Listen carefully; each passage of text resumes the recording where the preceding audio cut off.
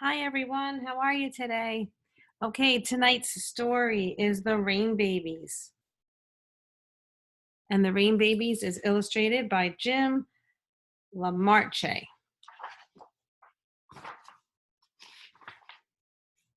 In a small house in a green meadow lived an old woman and her husband of many years.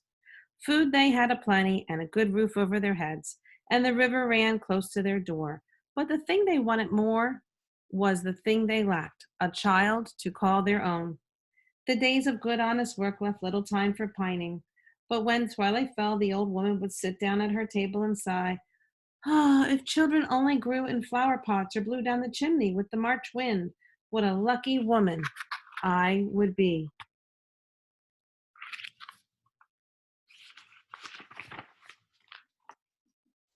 One spring night, the couple was tucked in bed, snoring softly, when a broad ribbon of white light slid across the old woman's pillow. Her eyes flew open as she sat bolt upright. Though she could hear the steady tattoo of rain on the rooftop, her gaze met the white face of the full moon peering round mouth through her window. The old woman shook her husband. "Wake up, old man. I've heard the moon shower brings good fortune to everyone it touches." The old man rose, grumbling, and followed his wife outside. Though the shower had all but ended, the last drops of warm rain touched them. The old wife smiled and squeezed his hand. Then her eye caught a silvery glint of the meadow grass. Bending down to get a better look, the woman gasped at what the moon revealed. Nestled among the wet blades of grass, the wild flowers, there were a dozen shimmering drops of water, each holding a tiny baby, no larger than her big toe.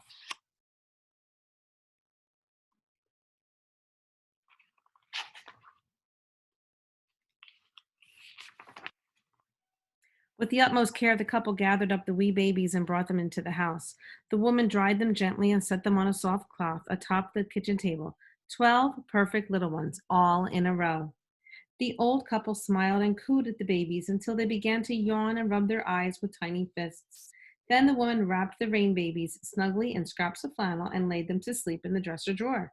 She and her husband, marveling at what had befallen them, returned to bed.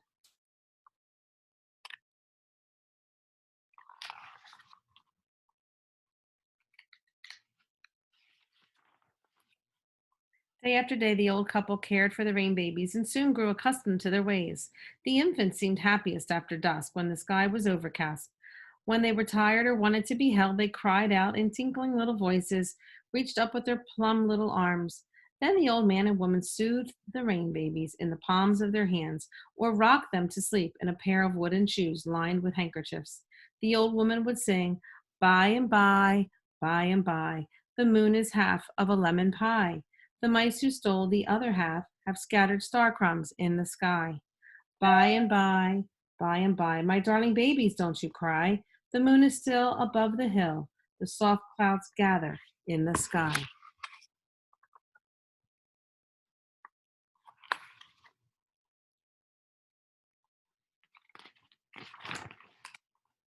On warm, hazy days, the old man and woman would carry the babies in a willow basket as they went about their chores.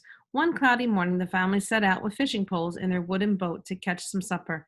The woman placed the basket at her feet. The rain babies were soon lulled to sleep by the gentle roll of the river. The old man and woman baited their hooks and dropped their fishing lines into the water. No sooner had their hooks began swallowed no sooner had their hooks been swallowed by the river than the boat began to pitch. Seized by a powerful current, the boat was drawn into a foaming whirlpool. A mighty wave rose up and over the side of the boat, and before the old man and the old woman could stop it, the basket of babies had swept overboard.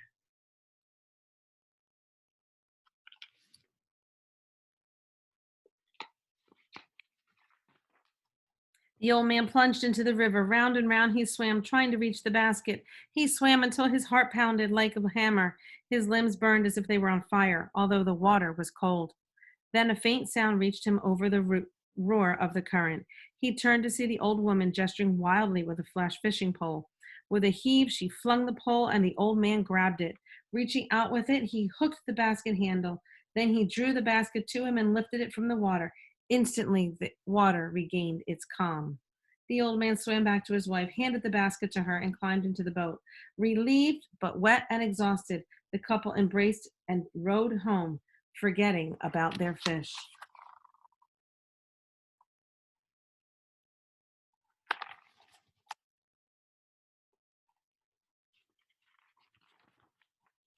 Some days later, the wind began to whip around the meadow. The peaches have ripened and should be picked, wife.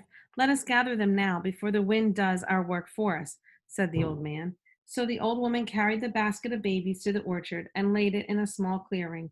The old man climbed a ladder that was leaning against one of the gnarled trunks. He picked a peach and handled it carefully down to his wife.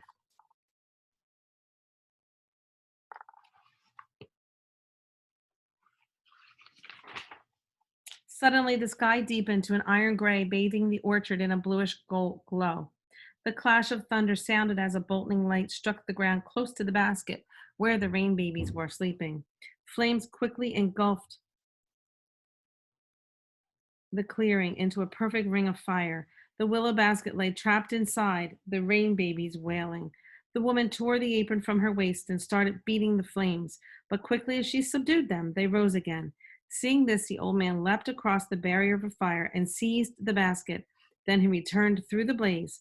As he handed the basket to his wife, a sudden rush of cool rain extinguished the circle of fire, and the rain babies were unharmed.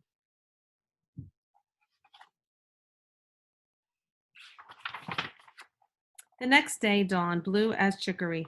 The husband went eagerly to the river to fish, and the wife went to work in the vegetable garden. Although the wild waters and the fire had made her fearful of taking the babies outdoors, she feared more and more to leave them alone in the house. So she laid them on a blanket in the broad shade of a chestnut tree. The passing weasel spied the silvery pink babies and mistook them for newborns of her own kind.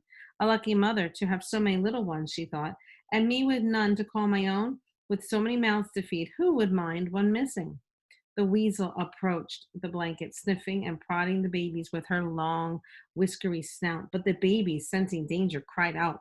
The old woman came running, still clutching a turnip freshly dug from the earth. She reached the blanket just in time to see the weasel bound off with a tiny rain baby dangling from its mouth. Oh no. If you look here, there's the weasel getting ready to steal one of the babies. The old woman set off after them, stuffing the turnip into her pocket.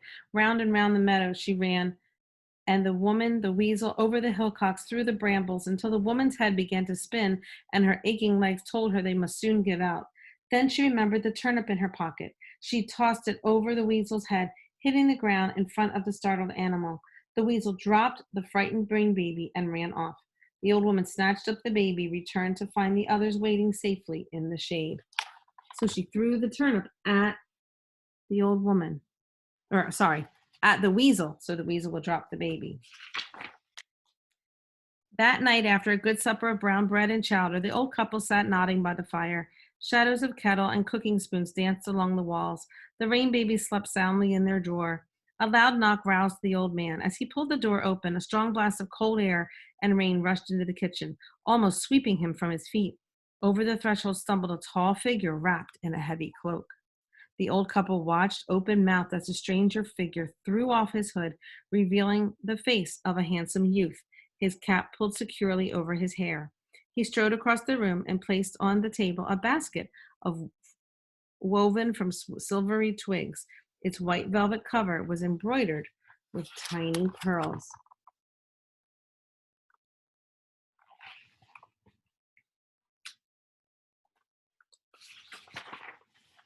The old woman gathered her wits. "Who are you?" she asked. "I'm a messenger sent by the Lady Cau de Claire, a woman of vast and incredible riches," replied the young man. He pulled an object from his cloak, suspended it between his thumb and forefinger on a chain of spun silver. It swung slowly in the firelight, a gleaming white jewel, the size and the shape of a hen's egg. The couple stared. "Though my lady has enormous wealth," continued the messenger, "in one thing she is poor. She has been blessed with neither sons or daughters, and for these she yearns beyond yearning. Therefore, she offers you this precious moonstone in exchange for the 12 babies in your charge. Give her the babies and live your remaining days in comfort and riches, for the moonstone is worth many stacks of gold coins. The old woman moved closer to the sleeping rain babies. Thank you, she said, but the babies will stay with us. The old man put his arm around her.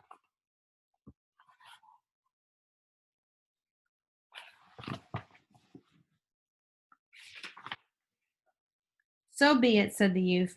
He slipped the silver chain over his head. No sooner had the moonstone touched his chest than the cloak and cap fell away, and in his place appeared a woman of breathtaking beauty. My dear old man and woman, she said, I am Mother Moonshower. On the night of the last full moon, I gave my rain babies to your care. What loyal and loving caretakers you have been. You protected them from dangers born of fire, water, and earth. You refused the author of great riches to keep the babies with you. You have proven yourself the worthiest of parents. By now I have come to take but now I have come to take the rain babies away with me. You mustn't, the old woman exclaimed. Please understand, said the mother moonshower, the rain babies cannot grow properly without me. I will cherish them as you did, and do not fear, I will not leave you lonely. See what I have brought for you.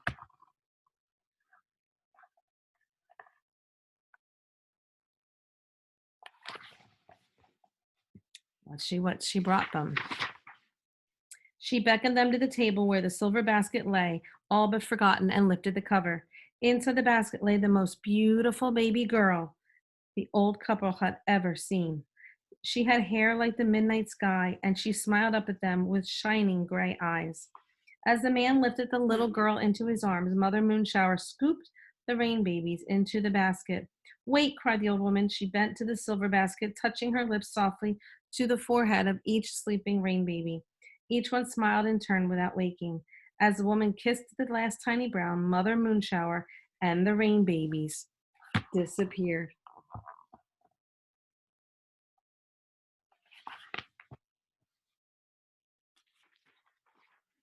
The couple named their daughter Raina. Like all children, she brought her parents great joy and a bit of heartache, too, but never such adventures had befallen the rain babies. Growing stronger and more lovely with each passing year, Raina picked the sweetest peaches from the orchard and caught the sleekest fish. Her laughter warmed the small house.